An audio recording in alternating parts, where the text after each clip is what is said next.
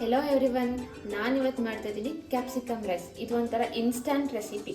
Because ಏನಂದರೆ ಇದನ್ನು ಮಿಕ್ಸಿಯಲ್ಲಿ ಗ್ರೈಂಡ್ ಮಾಡ್ಕೊಳ್ಳೋದು ಇರೋಲ್ಲ, ಬಿಫೋರ್ ಬಾಯ್ಲ್ ಮಾಡ್ಕೊಳ್ಳೋಂಥದ್ದು ಏನಿರಲ್ಲ.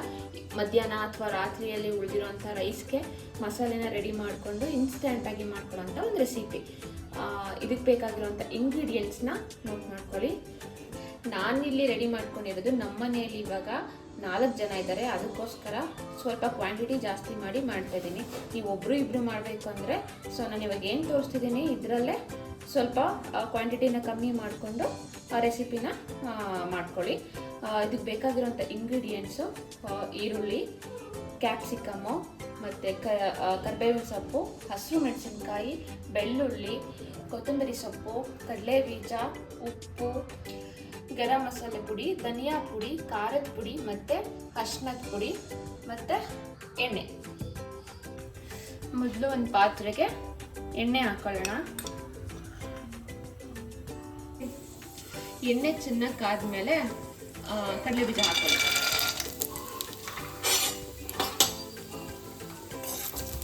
ಕಡಲೆ ಬೀಜ ಚೆನ್ನಾಗಿ ರೋಸ್ಟ್ ಆದಮೇಲೆ ಸಾಸಿವೆ ಹಾಕೊಳ್ಳೋಣ.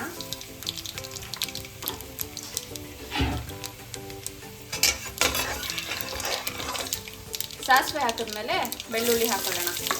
ಬೆಳ್ಳುಳ್ಳಿ ಹಸಿ ವಾಸನೆ ಹೋಗೋವರೆಗೂ ಚೆನ್ನಾಗಿ ಫ್ರೈ ಮಾಡೋಣ. ನೆಕ್ಸ್ಟ್ ಹಸಿರು ಮೆಣಸಿನ್ಕಾಯಿ ಮತ್ತು ಕರಿಬೇವನ್ನ ಒಟ್ಟಿಗೆ ಹಾಕೋಬೇಡ. ಇವಾಗ ಈರುಳ್ಳಿನ ಆ್ಯಡ್ ಮಾಡ್ಕೊಳ್ಳೋಣ.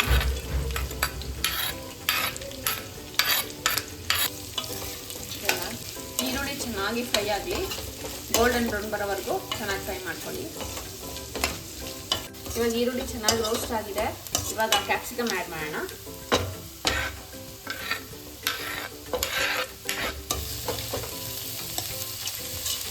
ಇವಾಗ ಒಂದು ಸ್ವಲ್ಪ ಸಾಲ್ಟ್ ಆ್ಯಡ್ ಮಾಡ್ತೀನಿ.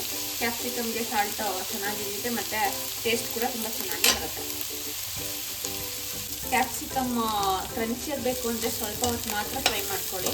ಇಲ್ಲ ಸಾಫ್ಟಾಗಿ ಚೆನ್ನಾಗಿ ಬಾಯ್ಲ್ ಆಗಿರಬೇಕು ಅಂತ ಹೇಳಿದರೆ ಒಂದು ಸ್ವಲ್ಪ ಜಾಸ್ತಿ ಹೊತ್ತು ಫ್ರೈ ಮಾಡ್ಕೊಳ್ಳಿ. ಇವಾಗ ಮಸಾಲೆ ಆ್ಯಡ್ ಮಾಡೋಣ. ಮೊದಲು ಸ್ವಲ್ಪ ಅರಿಶಿನ,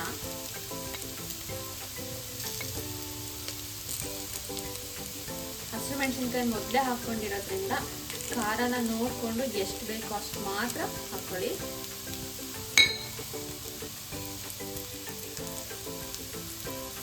ಸ್ವಲ್ಪ ಗರಂ ಮಸಾಲೆ ಪುಡಿ. ಗರಂ ಮಸಾಲೆ ಪುಡಿಯಲ್ಲೂ ಕೂಡ ಖಾರ ಇರುತ್ತೆ, ನೋಡಿಕೊಂಡು ಖಾರನ ಹಾಕಿ. ಸ್ವಲ್ಪ ಧನಿಯಾ ಪುಡಿನ ಸೇರಿಸ್ತಾ ಇದ್ದೀನಿ ಜಾಸ್ತಿ, ಬೇಕಾದರೆ ನೀವು ಸ್ವಲ್ಪ ಸೇರಿಸ್ಕೊಳ್ಳಿ. ಲಾಸ್ಟ್ ಸ್ವಲ್ಪ ಉಪ್ಪು ಹಾಕ್ಕೊಳ್ಳಿ. ಮೊದಲೇ ಒಂದು ಸ್ವಲ್ಪ ಹಾಕಿರ್ತೀವಿ, ಇಲ್ಲ ರೈಸ್ ಜೊತೆಗೆ ಬೇಕಾದ್ರೆ ಹಾಕೊಂಡು ಮಿಕ್ಸ್ ಮಾಡ್ಕೊಳ್ಳಿ, ಇಲ್ಲ ಮಸಾಲೆಗೆ ಲೈಟಾಗಿ ಸ್ವಲ್ಪ ಆ್ಯಡ್ ಮಾಡ್ಕೊಳ್ಳಿ. ಮಸಾಲೆ ಎಲ್ಲ ರೆಡಿ ಇದೆ.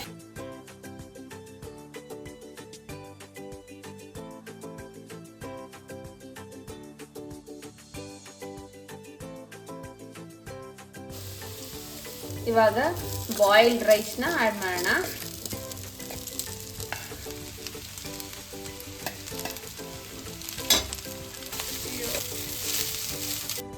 ಫೈನಲಿ ಕ್ಯಾಪ್ಸಿಕಮ್ ರೈಸ್ ರೆಡಿ ಇದೆ.